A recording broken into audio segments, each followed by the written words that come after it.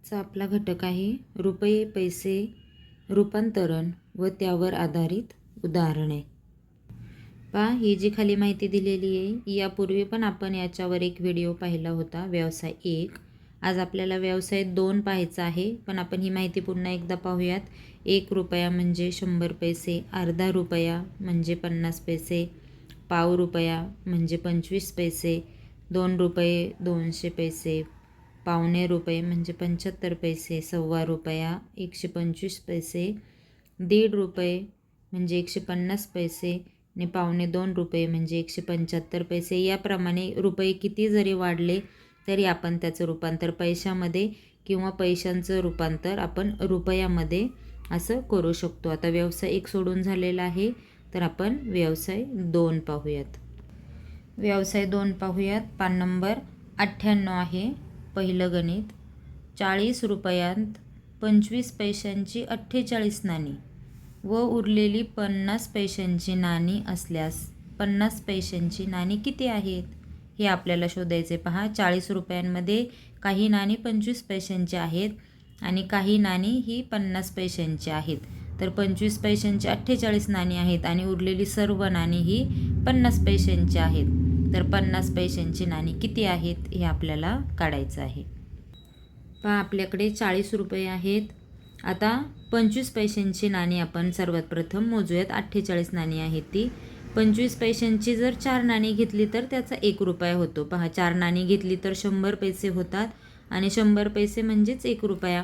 याप्रमाणे 8 नाणी जर घेतली तर 2 रुपये, 12 नाणी जर घेतली तर 3 रुपये. याप्रमाणे 4-4च्या पटीने जर वाढत गेलं तर 40 नाणी जर घेतली तर 10 रुपये आपल्याला होतात आणि 44 नाणी जर घेतली तर 11 रुपये होतात. आणखी 4 जर नाणी वाढवली 25 पैशांची तर 25 पैशांची 48 नाणी जर आपण घेतली तर 12 रुपये होतात. पहा, आपल्याला उदाहरणामध्ये हेच दिलेलं आहे.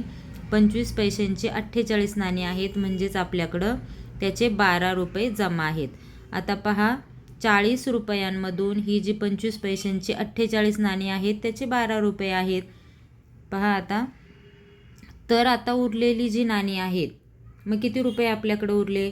या 40 रुपयांमधून जर 12 रुपये हे जर हे गेले, 25 पैशांची 48 नाणी त्याचे जर हे 25 पैशांच्या नाण्यांचे जर हे 12 रुपये गेले तर आता 28 रुपये शिल्लक आहेत. आणि हे सर्व 28 रुपये काय आहेत? तर सर्व 25 पैशांची नाणी आहेत.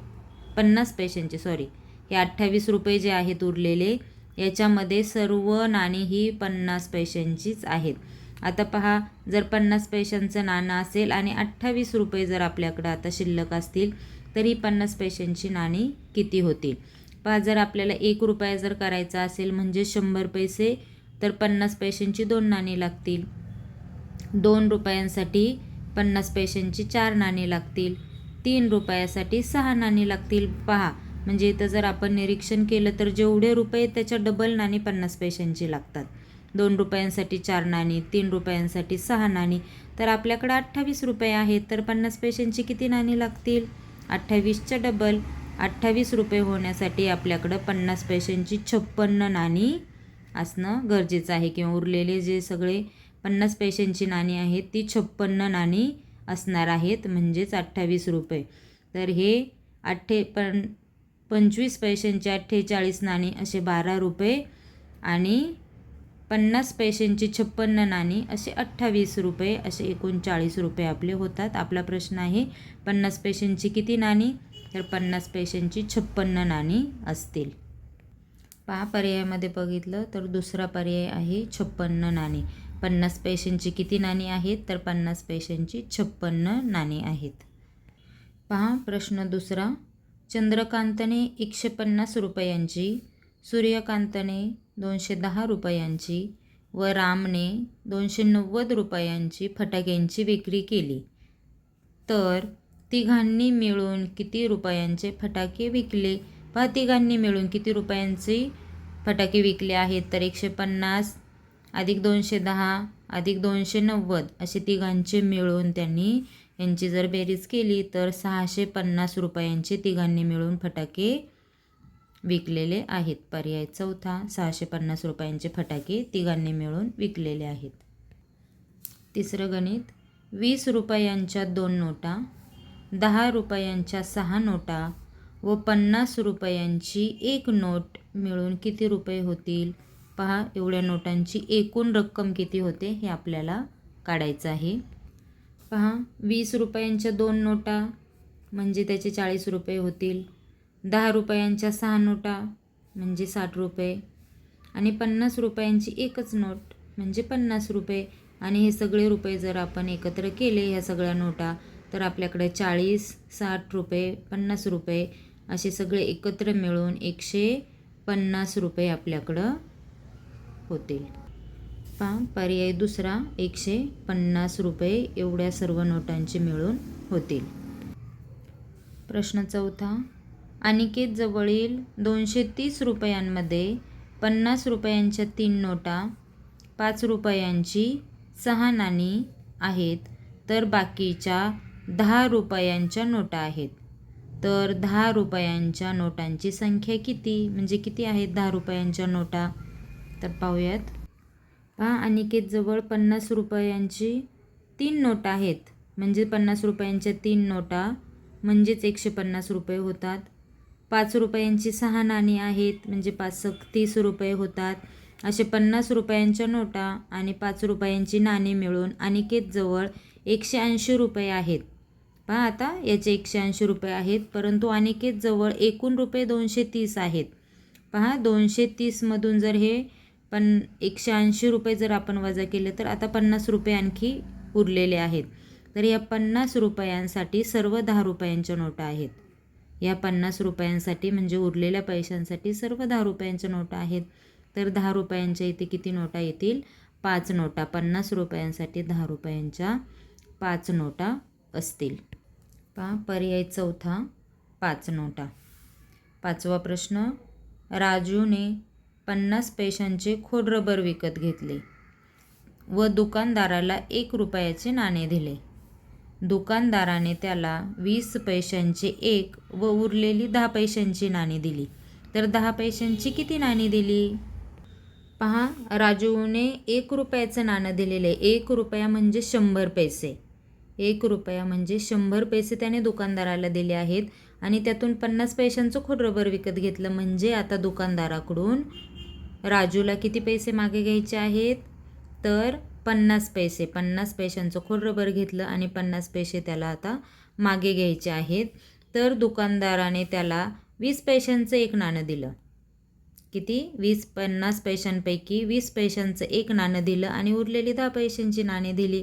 म्हणजे ही 20 पैसे आणि 10 पैशांची 3 नाणी जर घेतली तर 30 पैसे होतात. असे 20 आणि 30 असे 50 पैसे त्याला मागे मिळू शकतात. म्हणून 10 पैशांची 3 नाणी दिली आणि 20 पैशांचं 1 नाणं दिलं तर असे 50 पैसे त्याला मागे येतील.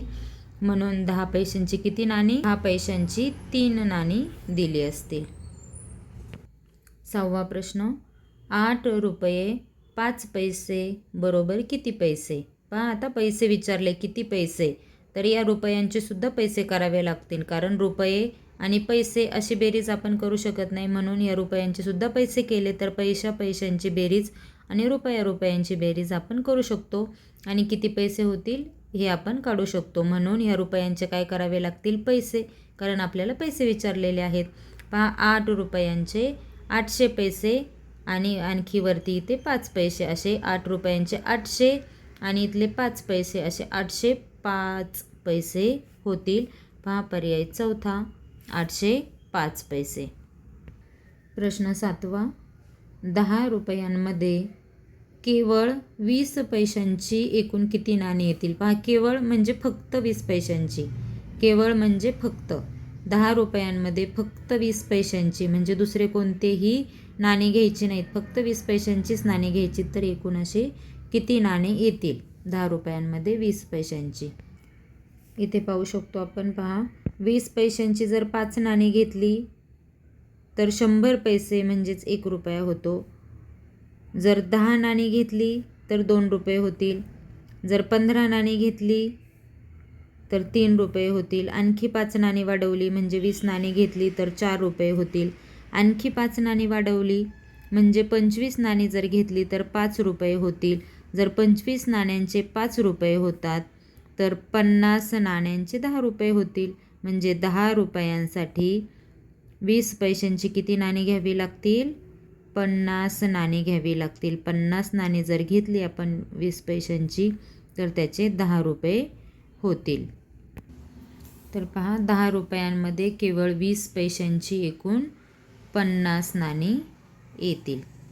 प्रश्न 8वा.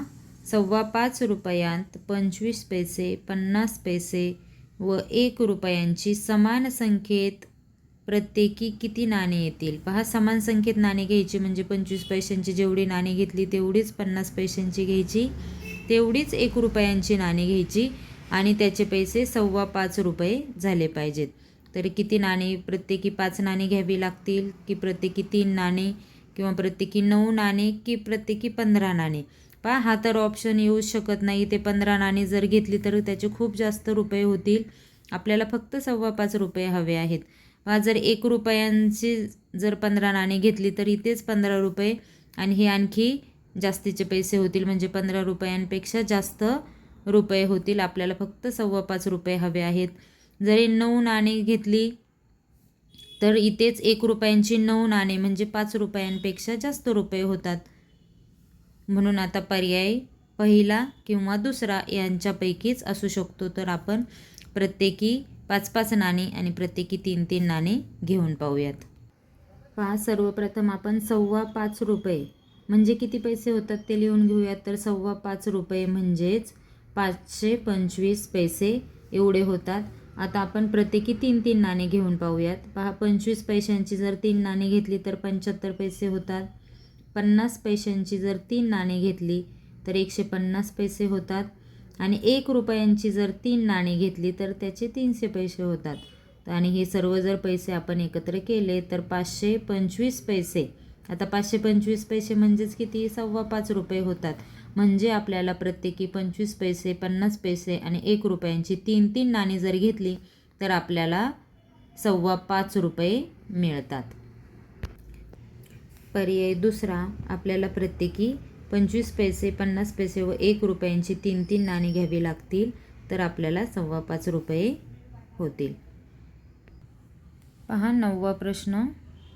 972 रुपयात 10 रुपयांच्या 7 नोटा आहेत व 1 रुपयाच्या 2 नोटा आहेत. तर 100 रुपयांच्या नोटा किती असतील? पहा 972 रुपयात 10 रुपयांच्या 7 नोटा म्हणजे इथे 70 रुपये झाले आणि 1 रुपयाच्या 2 नोटा म्हणजे 2 रुपये झाले. असे 70 आणि 2 72 रुपये झाले. तर 100 रुपयांच्या नोटा किती?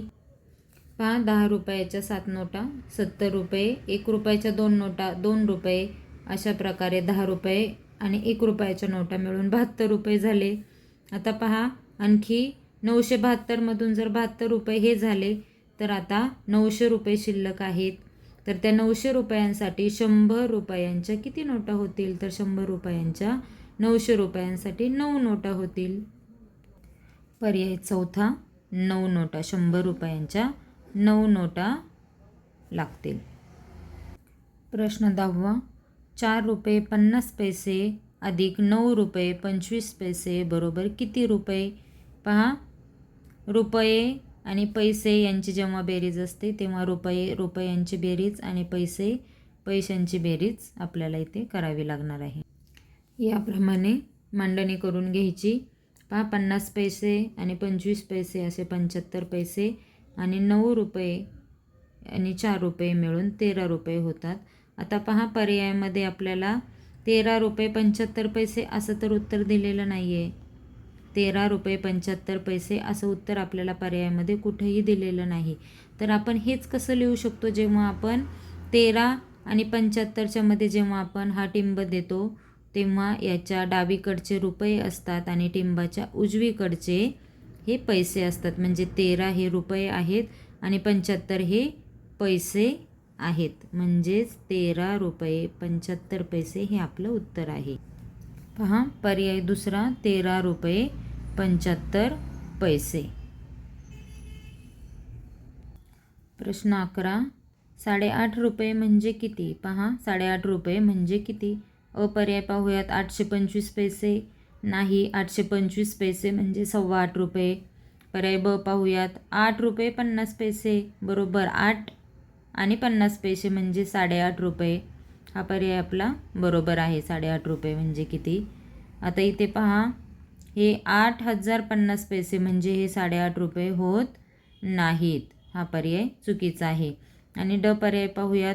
पहा, 850 पैसे, 8 रुपयांचे 800 पैसे आणि वरती 50 पैसे, तर असे 850 पैसे म्हणजे 8.5 रुपये होतात. म्हणून फक्त ब आणि ड योग्य, म्हणून पर्याय पहिला आपण इथे निवडलेला आहे. प्रश्न 12. 2 रुपयांची 25 नाणी देऊन त्या रकमेत 5 रुपयांची किती नाणी येतील? आता ही 2 रुपयांची 25 नाणी याची रक्कम आपल्याला आधी काढावी लागणार आहे. 2 रुपयांची 25 नाणी म्हणजेच हे 50 रुपये होतात. पहा, 2 रुपयांची 25 नाणी म्हणजे 50 रुपये होतात. तर हे 50 रुपये देऊन त्या रकमेत 5 रुपयांची किती नाणी येतील? तर 5 रुपयांची 10 नाणी म्हणजेच 50 रुपये. 50 रुपये दिले तर आपल्याला 50 रुपये घेणे आहे. तर 5 रुपयांची नाणी आपल्याला घ्यायची आहेत, परंतु आपल्याला त्याचे 50 रुपयेच आले पाहिजेत. 25 नाणी देताना, 2 रुपयांची 25 नाणी देताना आपण दुकानदाराला 50 रुपयेच दिले, परंतु आता दुकानदाराकडून आपल्याला 5 रुपयांची नाणी घ्यायची, परंतु आपण घेताना रक्कमसुद्धा किती घेणार आहोत? 50 रुपयेच. तर अशी 5 रुपयांची नाणी जर आपल्याला घ्यायची असेल आणि त्याची किंमत जर आपल्याला 50 रुपये हवी असेल, तर 10 नाणी आपल्याला 5 रुपयांची घ्यावी लागतील. पर्याय क, म्हणून फक्त क योग्य हा पर्याय आपण इथे निवडलेला आहे. प्रश्न 13. खालीलपैकी कोणत्या पर्यायातील नोटांचे मूल्य 100 रुपये इतके होईल? पहा, 100 रुपये मूल्य म्हणजे काय? किंमत. तर या कोणत्या नोटांची किंमत 100 रुपये होती हे आपल्याला पाहायचं आहे. पहा, 10 रुपयांच्या 8 नोटा घेतल्या तर 80 रुपये होतात आणि 20 रुपयांची 1 नोट घेतली तर इथे 100 रुपये होतात. पहा, म्हणून हा पर्याय आपण इथे निवडलेला आहे. आता ब पर्याय पाहूयात. 50 रुपयांच्या 2 नोटा तर इथं 100 रुपये होतात आणि वरती 10 रुपयांच्या 4 नोटा म्हणजे 40, असे 100 आणि 40 140 रुपये होतात, म्हणजे हे 100पेक्षा जास्त होतात. हा पर्याय नाही.